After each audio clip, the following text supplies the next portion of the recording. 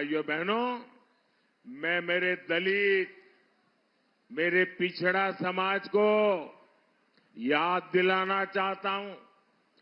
2012 में सपा ने अपने घोषणा पत्र में लिखा था कि मुसलमानों को दलितों के बराबर आरक्षण मिलना चाहिए।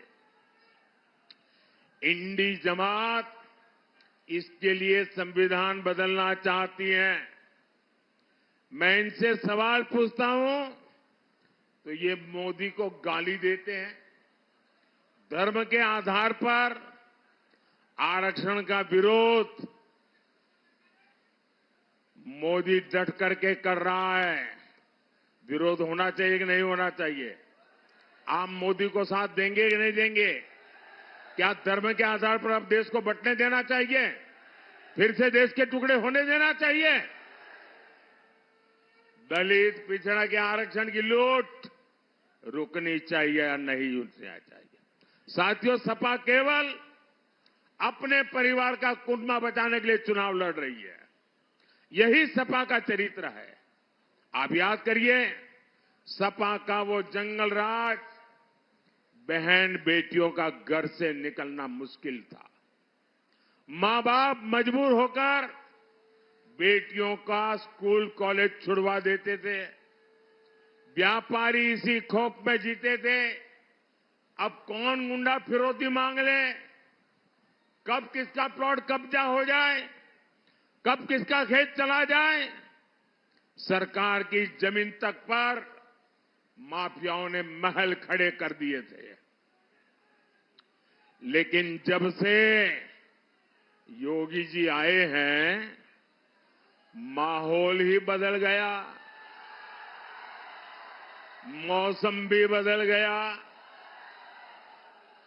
हमारे योगी जी तो अच्छों की गर्मी उतारने में एक्सपर्ट है।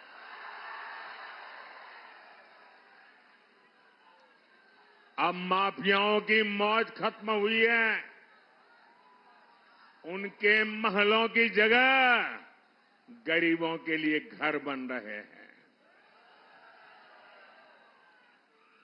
यही बीजेपी में और इंडी जमात के बीच में इतना बड़ा फर्क है। साथियों, आज यूपी के लोग गर्व से कहते हैं कि हम यूपी से हैं, सिरा तान करके बोलते हैं। यूपी अब बाकी राज्यों से केवल बराबरी कर रहा है, इतना नहीं, अनेक राज्यों से मेरा यूपी आगे निकल रहा है।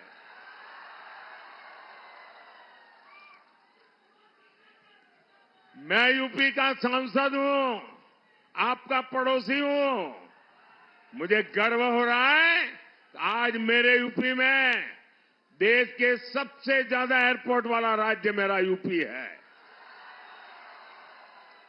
सबसे ज्यादा एक्सप्रेसवे वाला राज्य मेरा यूपी है। सबसे ज्यादा शहरों में मेट्रो मेरे यूपी में बन रहे हैं। बदलाव कैसे आता है, ये बांसगांव, देवरिया और गोरखपुर के लोग खुद देख रहे हैं। पूर्वांचल एक्सप्रेसवे के साथ गोरखपुर लिंक एक्सप्रेसवे, सीतामढ़ी से अयोध्या तक राम जानकी मार्ग, सहजनवा दोहरी घाट रेल लाइन, ऐसे कितने काम इस क्षेत्र में चल रहे हैं।